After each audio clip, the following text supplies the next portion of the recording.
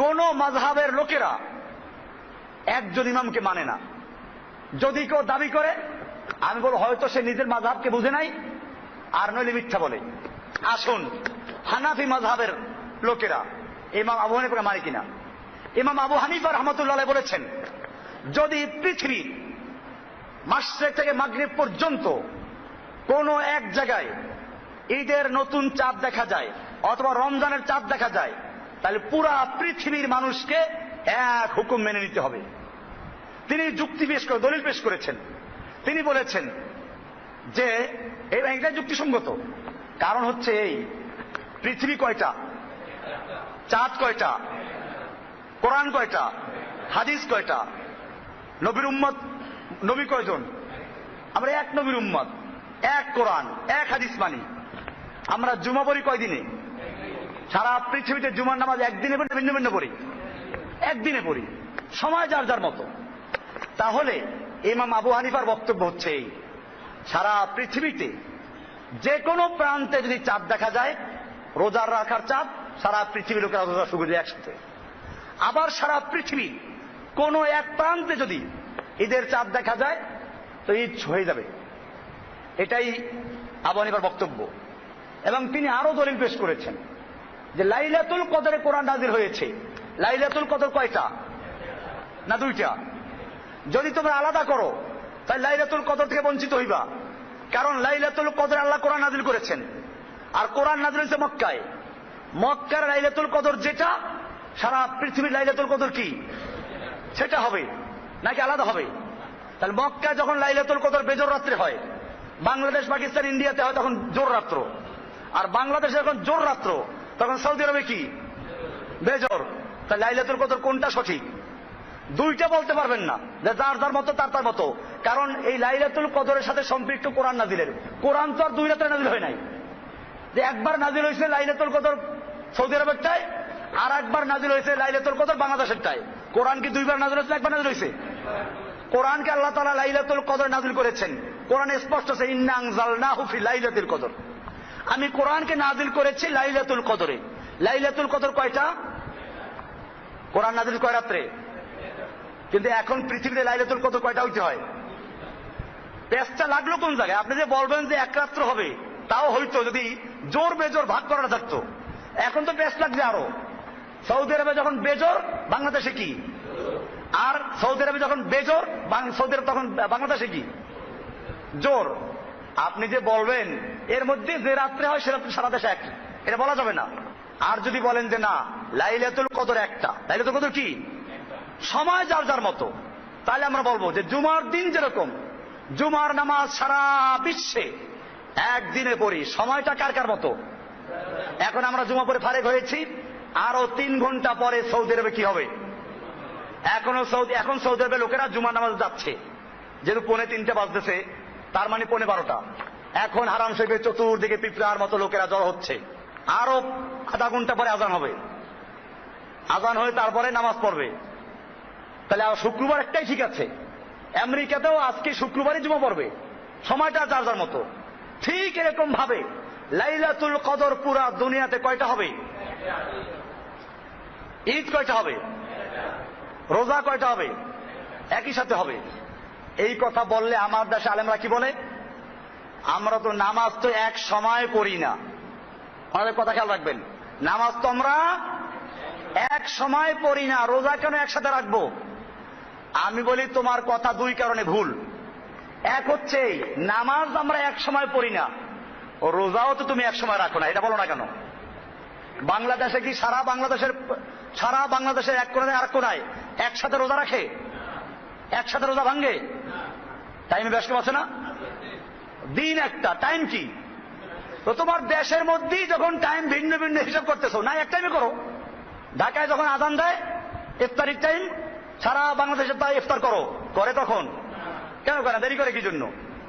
7 minute পরে, 3 minute পরে, বরিশালে 4 মিনিট, অমুক জায়গায় 3 মিনিট, কক্সবাজারের 5 মিনিট, এই 5 মিনিট দেরি করে না? তো এই যেমন তুমি একই দিনে করছো, কিন্তু সময় যার যার মতো। এইটার পরিধি বাড়াও, যে সারা দুনিয়াতে একদিন রোজা শুরু হবে, সময় যার যার মতো। সৌদি আরবে 3 ঘন্টা পরে, আমেরিকা 11 ঘন্টা পরে। সমস্যা আছে কোনো? এই বর্ডার তৈরি করেছে কে?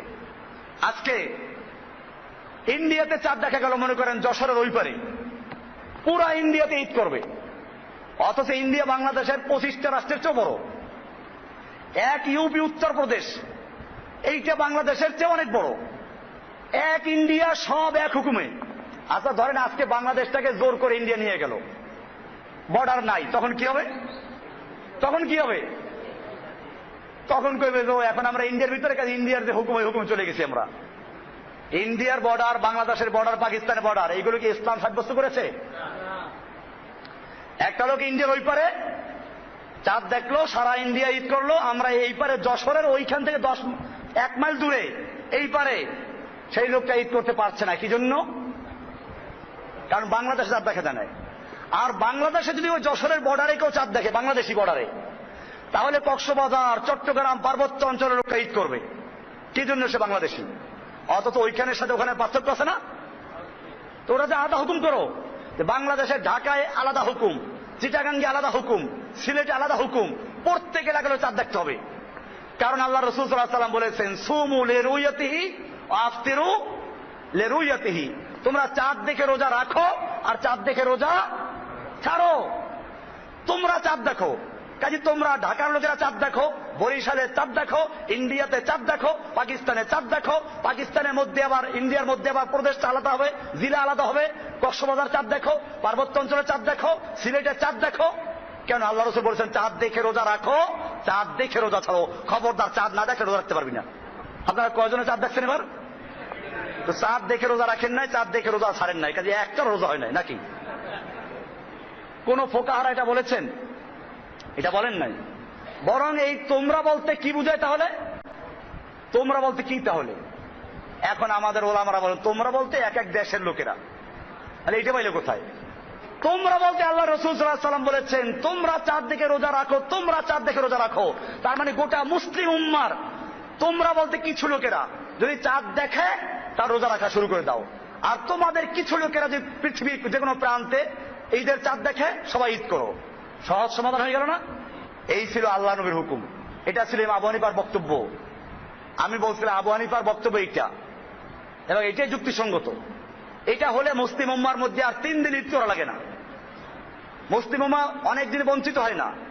আজকে যখনই আমরা বলি যে সারা দুনিয়াতে রোজা হবে একদিনে, ঈদ হবে একদিনে, তখন লোকেরা বলে তাহলে নামাজ তো আমরা এক সময় পড়ি না।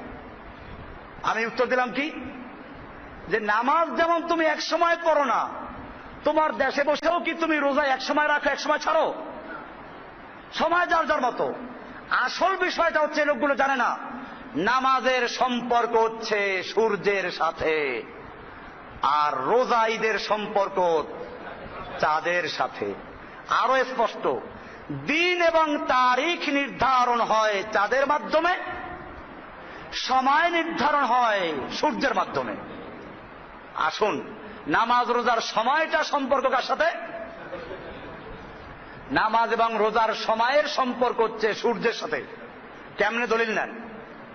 আল্লাহ রাসূল সাল্লাল্লাহু আলাইহি ওয়াসাল্লাম যখন নামাজ শিক্ষা দিলেন, ফজরের নামাজ কোন সময় হবে? সুবে সাদেক, মানে সূর্যের কিরণ যখন পৃথিবীর বুকে চলে আসে তখন থেকে শুরু হয়ে সূর্য ডুবার উদয়ের আগ পর্যন্ত ফজরের নামাজের সম্পর্ক কার সাথে? সূর্যের সাথে। জোহরের নামাজ কখন হবে?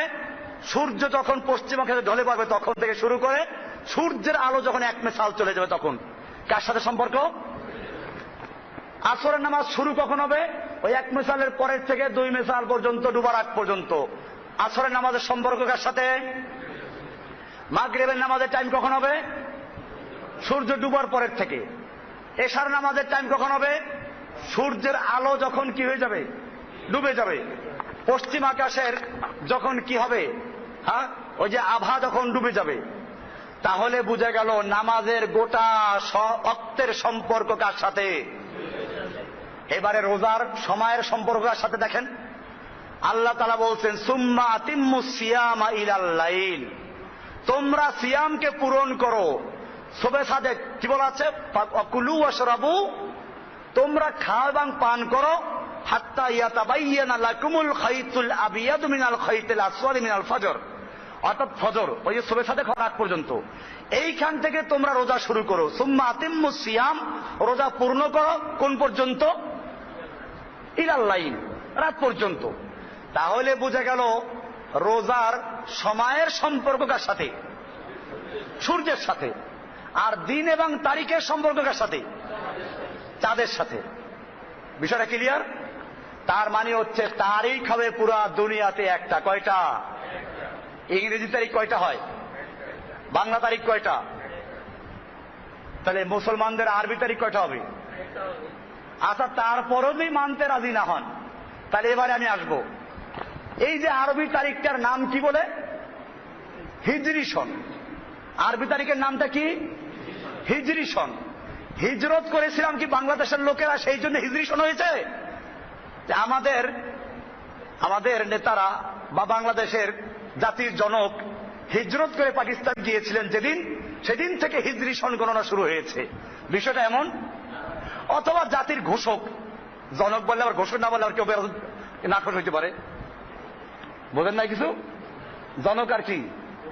ঘোষক।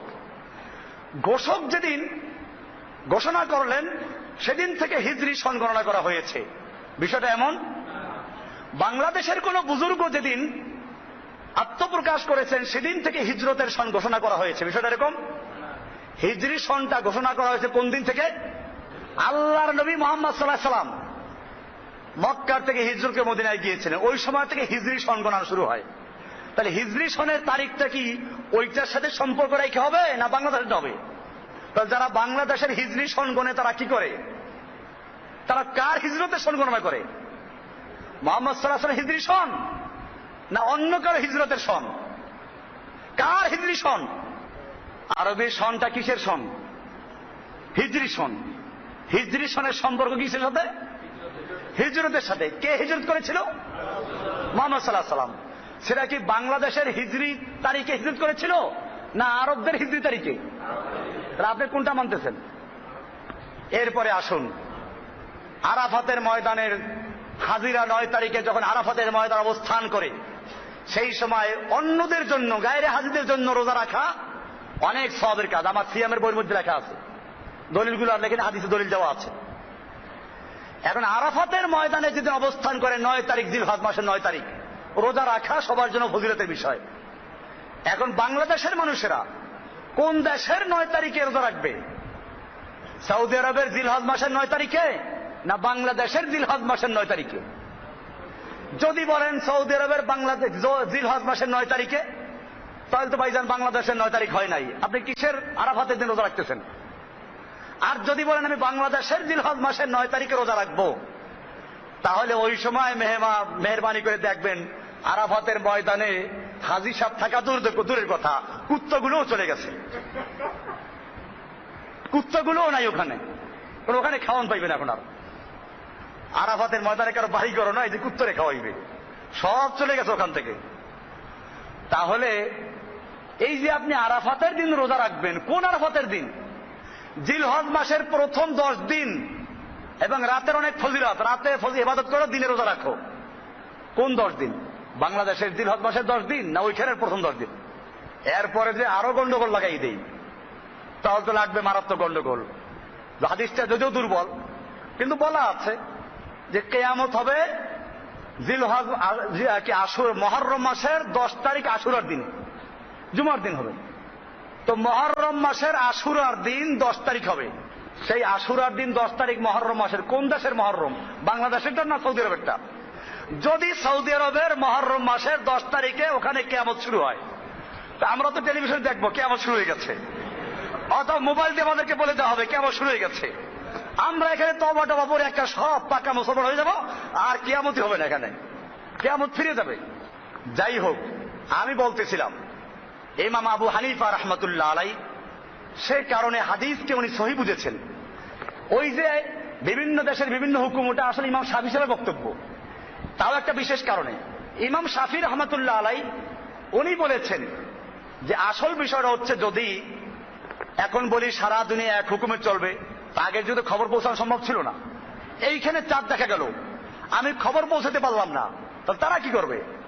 এই জন্য উনি বলেছেন একটা দ্রুতগামী ঘোড়ায় চড়ে সারা দিনে যে পর্যন্ত পৌঁছানো সম্ভব ওই পর্যন্ত লোকদের জন্য এক হুকুম। তাহলে বোঝা গেল এটা একটা ভিন্ন ব্যাপার ছিল, খবর পৌঁছানো যায় না বিধায় আমরা বলি ধন্যবাদ। সেজন্য খবর না পৌঁছাতে পারলে তারা ঈদ করবে কেমনে, রোজা রাখবে কেমনে? ঠিকই ছিল। কিন্তু এখন কি আর সেই সমস্যা আছে? এখন পুরা দুনিয়া বলা হয় একটা গ্লোবাল ভিলেজ। তো যখন একটা দুনিয়া একটা মুঠের মধ্যে চলে আসলো, এখন খবর পৌঁছাইতে আর কোনো সমস্যা নাই।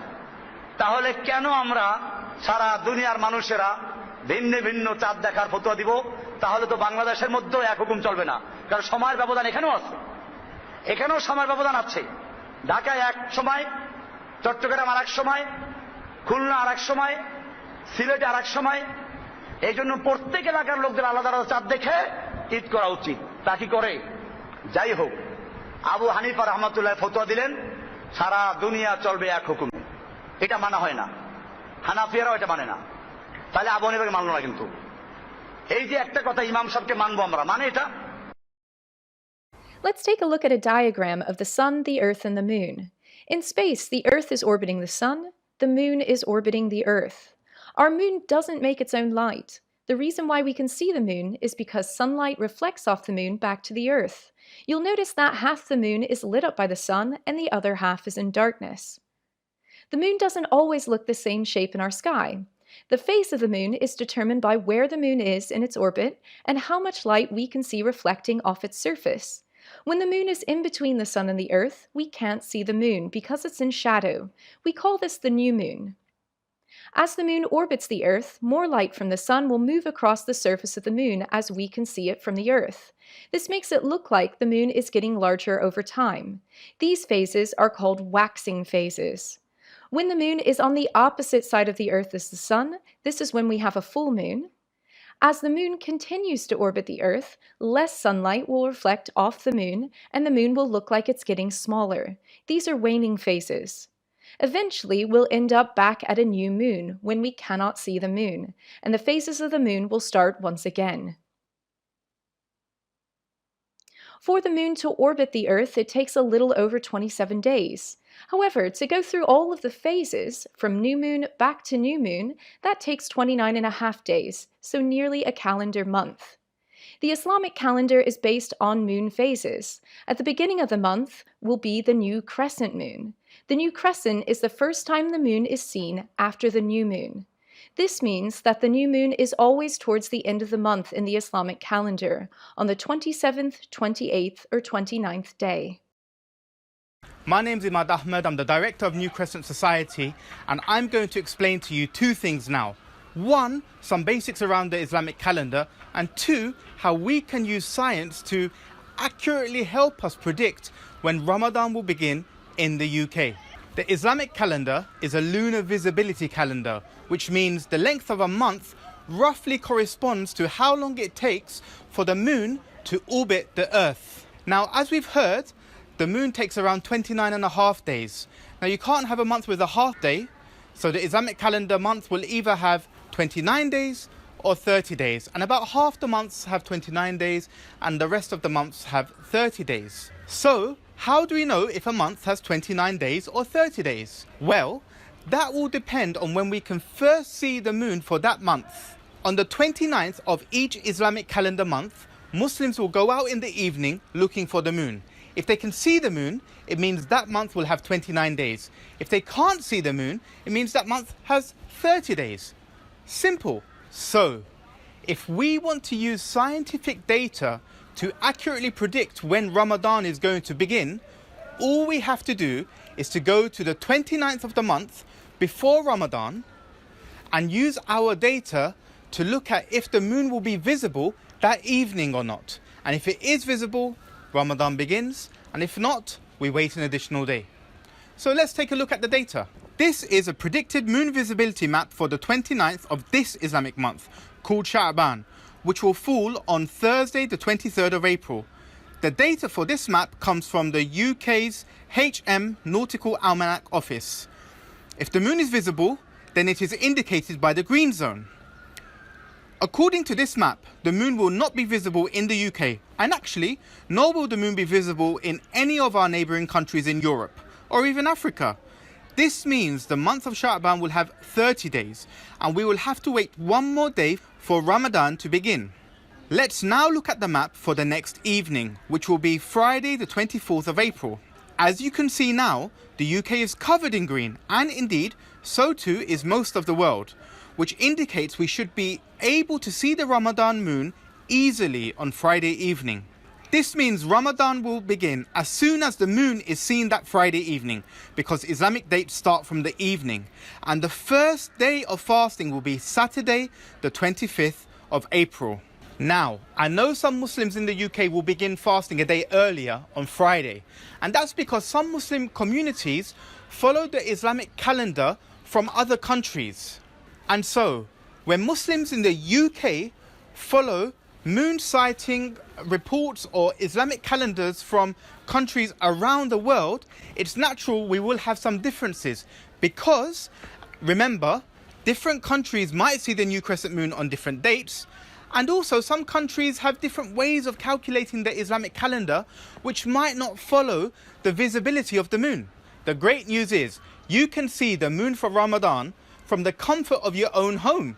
You won't need telescopes and you won't need a pair of binoculars. All you'll need is a window or a balcony that faces the west and from where you can see the sunset. This is because the new crescent moon emerges near the sunset. And this is how to do it. First, you have to watch the sunset and mark the exact point where the sun sets on Friday evening. And then, around half an hour after sunset, when it gets darker, you should see the Ramadan moon appear near where the sun set, slightly to the left. Stay safe, good luck sighting, and when you do see the moon, Ramadan Mubarak from us at the New Crescent Society and from the Royal Observatory Greenwich.